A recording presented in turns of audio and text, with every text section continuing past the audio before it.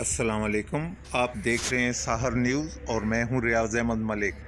आपको एक breaking news से आगाह करें कि थाना कलर कहार की हदूद बुछाल कलान में फायरिंग हुई है। फायरिंग के नतीजे में 2 अफराद जाँ बहक जबकि 2 शदीद ज़ख्मी हो गए हैं। आपको ब्रेकिंग न्यूज़ दे रहे हैं कि बुछाल कलान में फायरिंग हुई है। फायरिंग के नतीजे में 2 अफराद हलाक जबकि 2 शदीद ज़ख्मी हो गए हैं।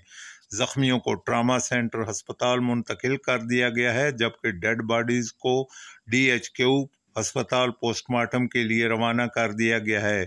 पुलिस की भारी नफरी मौका पर मौजूद है जबकि अवाम में खौफ व हरास फैला हुआ है। फायरिंग के नतीजे में मालूम हुआ है कि लड़की का जहेज का सामान उठाने पे झगड़ा हुआ है।